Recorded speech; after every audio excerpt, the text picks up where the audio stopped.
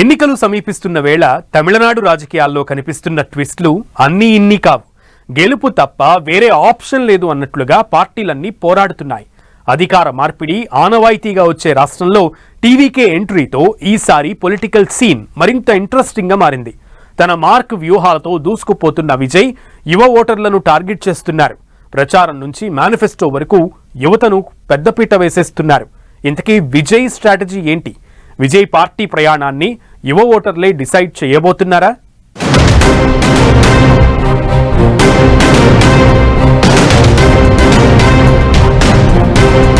ఎన్నికల వేళ తమిళ రాజకీయాల్లో ట్విస్టులు, తన మార్క్ వ్యూహాలతో విజయ్ దూకుడు.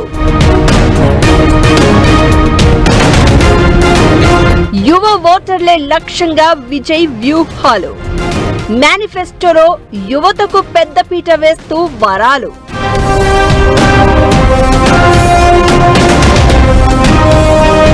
యువత మీద విజయ్ ఎందుకింత ఫోకస్? తమిళనాట గెలుపోటములు డిసైడ్ చేసేది వాళ్లేనా?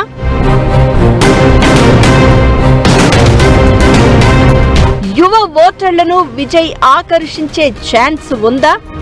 విజయ్ మీద అభిమానం ఓట్లుగా మారేనా? తమిళ రాజకీయాల్లో జరుగుతున్న చర్చ ఏంటి?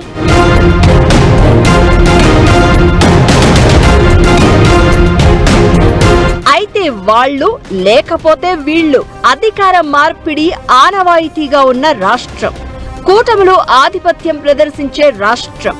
ఇది తమిళనాడు పొలిటికల్ సీన్. అరుపులు, ఆరోపణలు, అంతకు మించి మాటల యుద్ధాలు. అరవ రాజకీయాల్లో కనిపించేది ఇదే. అలాంటి రాష్ట్రంలో ఎన్నికల వేళ రాజకీయం మరింత రంజు మీద కనిపిస్తోంది. ఏప్రిల్ 23న అసెంబ్లీ ఎన్నికలు ఒకే దశలో జరగనున్నాయి. మే 4న ఓట్ల లెక్కింపు జరగనుంది.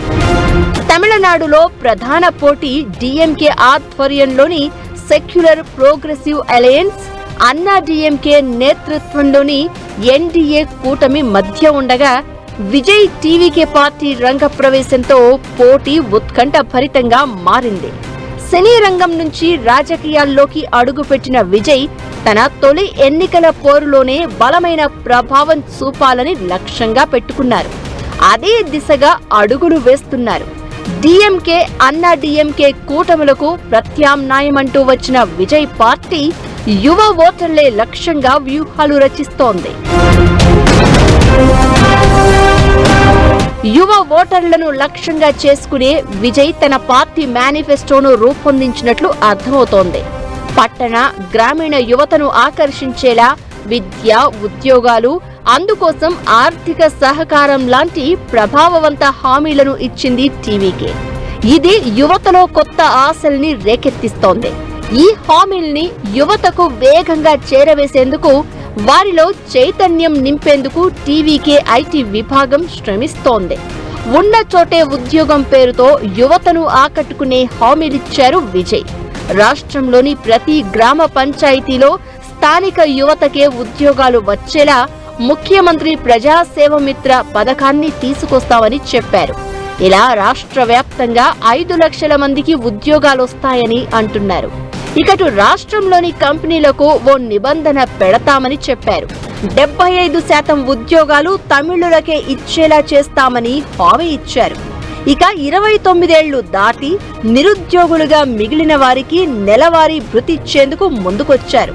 గ్రాడ్యుయేట్స్ కు 4,000, డిప్లొమా పూర్తి చేసిన వారికి 2,000 ప్రకటించారు.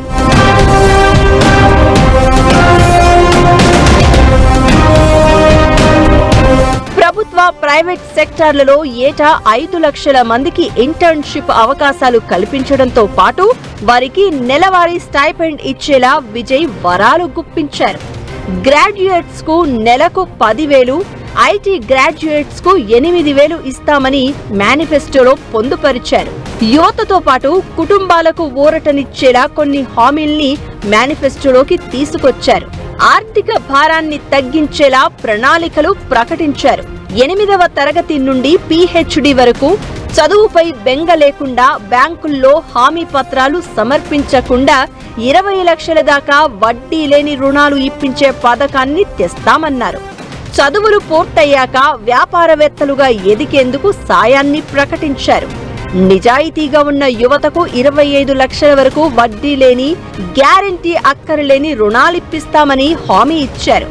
తమిళనాడులో 5,67 లక్షల మంది ఓటర్లు ఉండగా వారిలో తొలిసారి ఓటర్లు 40 ఏళ్లలోపు యువ ఓటర్లు కలిపి సుమారు 3 కోట్ల మంది ఉంటారు అనేది అంచనా. ఇప్పుడు వాళ్ళందరినీ విజయ్ టార్గెట్ చేస్తున్నారని ఆయన పార్టీ మేనిఫెస్టోతో క్లియర్ గా అర్థమవుతోంది.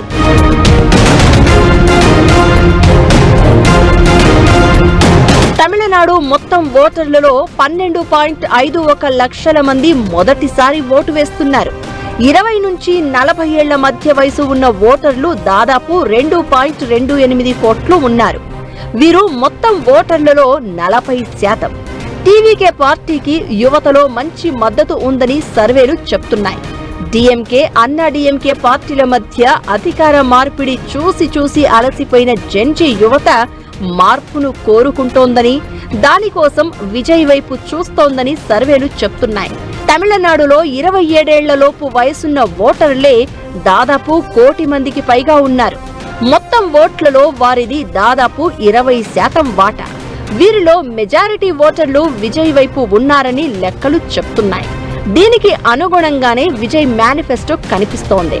సినిమాల్లో తనకు ఉన్న ప్రజాదరణను రాజకీయ బలంగా మార్చుకునేందుకు విజయ్ ప్రయత్నం చేస్తున్నట్లు కనిపిస్తున్నారు. అటు డీఎంకే, ఇటు అన్నా డీఎంకే యువతను ఆకట్టుకోవడంలో స్లో అవుతున్నాయని సర్వేలు చెప్తున్నాయి. ఇదే విజయ్ పార్టీకి ప్రధాన అవకాశంగా మారింది.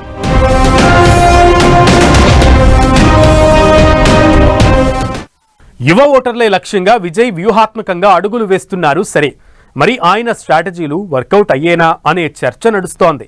విజయ్ పార్టీపై, ప్రచారంపై, హామీలపై యువత ఏమనుకుంటున్నారు? ఆయన అభిమాన గణం అంతా ఓటర్లుగా మారే అవకాశం ఉందా? టీవీకేకు ఎదురు కాబోయే సవాళ్లు ఏంటి?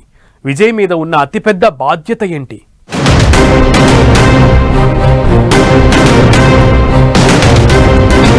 తమిళనాడు అసెంబ్లీ ఎన్నికల పోలింగులో యువత ఓట్లు కీలకం కాబోతున్నాయి.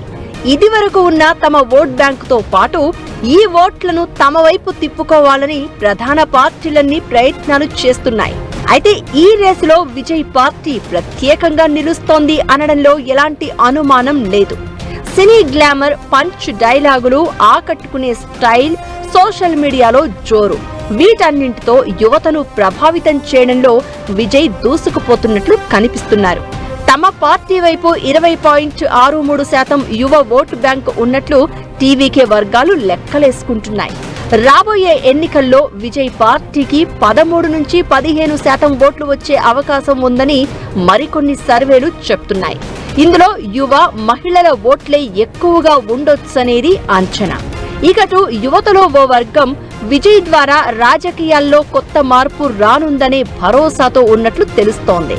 ప్రస్తుతం ఉన్న పార్టీల పనితీరును ఇదివరకు చూశామని, రాష్ట్రానికి అవసరమైన మార్పు వారు చూపలేకపోయారని, అది విజయ్తోనే సాధ్యమవుతుందని మరికొందరు అభిప్రాయంతో ఉన్నారని సర్వేలు చెప్తున్నాయి.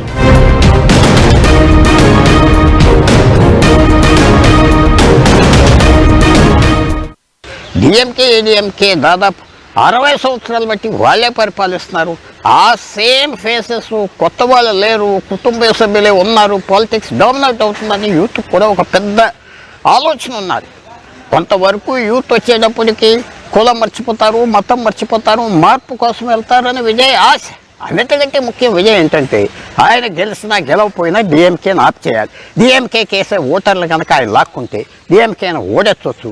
అదే విజయం అని కూడా ఆయన స్ట్రాటజీ చాలా క్లియర్గా మాత్రం కనపడుతుంది.